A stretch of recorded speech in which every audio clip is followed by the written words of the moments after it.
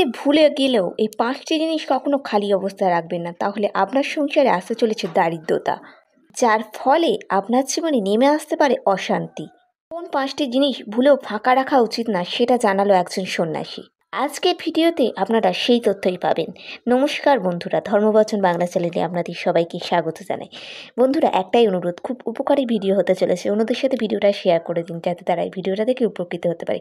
ভিডিওটি ভালো লাগলে একটা লাইক দিন, কমেন্টে জানান আপনি কি এই ভুল কাজটি কোনোদিন করেছেন। অবশ্যই কমেন্টে জয় শ্রীকৃষ্ণ বা হর হর মহাদেব লিখতে ভুলবেন না। চলুন বন্ধুরা শুরু করি। কোন 5টি জিনিস আপনার বাড়িতে কোনোদিন খালি রাখা উচিত না। আমাদের জীবনে সুখ শান্তি বজায় রাখা খুব সহজ কাজ না। সংসারে রয়েছে ছোট ছোট ঝগড়া ঝামেলা অশান্তি, এগুলো আমাদের জীবনে শান্তিটা নষ্ট করে দেয়। প্রাচীন শাস্ত্র এবং আমাদের গুরুজনদের উপদেশের মধ্যে লুকিয়ে আছে এমন কয়েকটি সহজ পথ যার থেকে আমরা এই সংসারে শান্তি ফিরিয়ে আনতে পারি। আজকে আমি যে আপনাদের সাথে যে কাহিনীটি শোনাবো সেটা শুধুমাত্র শাস্ত্রীয় নিয়মের কথা বলে না, জীবনের বাস্তব সমস্যাগুলোর সহজ পদ্ধতিতে তার সমাধান দেখিয়ে দেয়। এই গল্পটি থেকে আপনারা শিখতে পারবেন যে জীবনের ছোট ছোট ভুলের মধ্যে লুকিয়ে থাকে এই গল্পটি থেকে আপনারা শিখতে পারবেন যে ছোট ছোট নিয়ম থেকে লুকিয়ে থাকে বড় সুখের রহস্য জীবনের। একটি নির্জন গ্রামে সাধু বাবার একটি ছোট্ট আশ্রম ছিল। আশ্রমটি ছিল খুব সাধারণ, চারিদিকে সবুজ ঘাস, গাছপালা আর মাটির কুঁড়ে ঘর। সেই আশ্রমে প্রতিদিন ভিড় করে থাকতো গ্রামের সেই মানুষ যারা প্রতিদিন নিজের কাজকর্ম থেকে কিছুটা সময় পেলেও সেই আশ্রমে যেত। তাদের ছিল কেউ কৃষক, কেউ ছিল ব্যবসায়ী, কেউ বা ছিল ঘরের গৃহী। সেই আশ্রমে যে মহাযোগী সাধু থাকতো, তারা তার কাছে জীবনের সমস্যাগুলোর সমাধানের পথ জানতে চাইতো। একদিন সেই আশ্রমে সেই কয়েকজন শিষ্য এসে হাজির হলো। তারা তাদের সংসারে শান্তির অভাব অনুভব করছিল। একজন শিষ্য বলল, আমাদের সংসারে প্রতিদিনই আমার স্ত্রী ছেলেপুলেদের সাথে ঝগড়া হয়, তা পাড়াপড়শিদের সাথেও ঝগড়া অশান্তি আমার জীবনে লেগেই আছে। আমি আমার জীবনে একটু শান্তি চাই, কিন্তু সেই শান্তিটা আমি পাচ্ছি না। গুরুদেব, আপনি আমাকে বলে দিন সেই শান্তির উপায় কি। সাধু মৃদু এসে বললেন, আমি তোমাদের সব বলবো, তার আগে আমি তোমাদের কয়েকটা প্রশ্ন করি। তোমরা কি তোমাদের বাড়ির এই ছোটোখাটো ব্যাপারগুলোর দিকে ভালোভাবে নজর দাও? শিষ্যরা অবাক হয়ে একে অপরের দিকে তাকালো। তারা মনে মনে ভাবলো, আমরা হয়তো অনেক কিছুই নজর দিই না বা আমাদের নজরে আসে না। সাধু বাবা, গুরুদেব, আপনি আমার ভুলগুলো একটু ধরিয়ে দিন। সাধু তখন একটা মাটির ঘট হাতে নিয়ে বললেন, আমাদের সংসারে শান্তি আনতে গেলে প্রথমে শিখতে হবে কতগুলি ছোট জিনিস, যার ফলে তোমাদের জীবনে শান্তি ফিরে আসবে।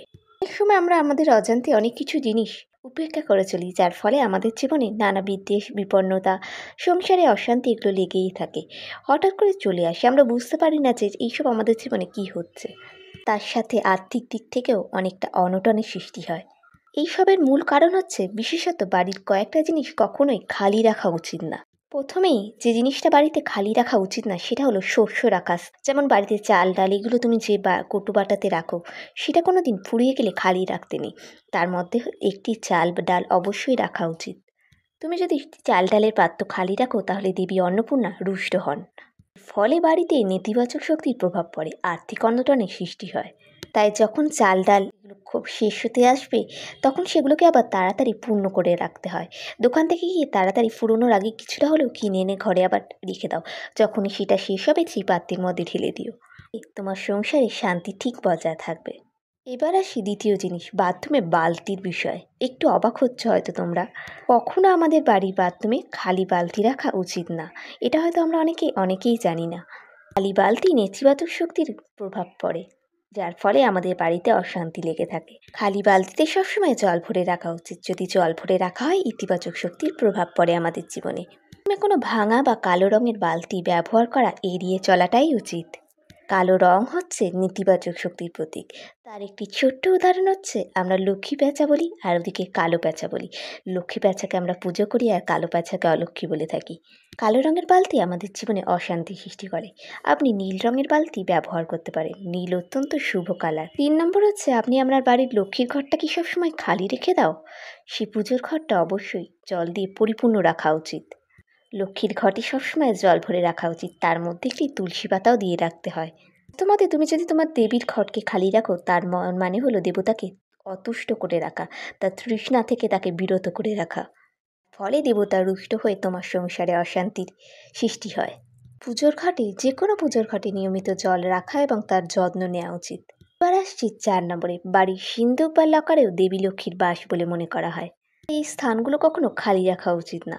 সিন্দুক বা লকারে কখনো কখনো মূল্যবান টাকা বা সোনা গয়না এইসব লকারে রাখা উচিত। এটি বাড়িতে ইতিবাচক শক্তির প্রভাব বিস্তার করে, আর্থিক স্থিতির বজায় রাখে। এমনকি আমরা যে পার্স বা মানি ব্যাগগুলো ব্যবহার করি, সেই ব্যাগকে কখনো খালি রাখা উচিত না। তার মধ্যে ১ টাকা হোক, কিছু না কিছু টাকা কয়েন রাখা উচিত। খালি মানি ব্যাগ রাখার ফলে আপনার জীবনে আর্থিক অনটন আসতে পারে। শেষ যেটি হলো, পরিবেশের শান্তি বজায় রাখার জন্য সর্বদা রূঢ় বা কঠোর হয়ে কথা বলবেন না। রাগ বা অপমানজনক কথা সংসারে পরিবেশ নষ্ট করে, অশান্তি সৃষ্টি হয়। এমন পরিবারে দেবী লক্ষ্মীর কৃপা দৃষ্টি কখনোই আসে না। এখানে ঝগড়া, ভুল বোঝাবুঝি লেগেই থাকে, পরিবারের শান্তি বিঘ্ন হয়। ভালোবাসা শান্তি হচ্ছে সংসারের সুখের মূল চাবিকাঠি। যে যেটাকে সেভাবে চালাবে, সেটা সেদিকে যে যেটাকে সেদিকে ঘোরাবে, সেই দিকেই তার সংসারের মন নেবে। সংসারকে সুখ শান্তিতে ভরিয়ে তোলার জন্য এমন নিয়মগুলো অবশ্যই মেনে চলা উচিত। এইসব কথা তো শিষ্যরা খুব মনোযোগ দিয়ে সাধু বাবার কথা শুনল। তাদের মধ্যে একজন শিষ্য জিজ্ঞেস করলো, গুরুদেব, এইসব ছোটোখাটো বিষয় এত গুরুত্বপূর্ণ কেন আমাদের জীবনে? জীবনের বড় সমস্যার সমাধান লুকিয়ে থাকে এই ছোট ছোট নিয়মের মধ্যে। তবেই না তোমাদের সংসার শান্তি সমৃদ্ধিতে পূর্ণ হবে। সেই শিষ্যরা সেদিন থেকে এই নিয়মগুলো মানতে শুরু করলো। কিছুদিনের মধ্যে তারা অনুভব করলো তাদের সংসারে ঝগড়া কমে এসেছে, অভাব দূর হয়েছে, শান্তি ফিরেছে।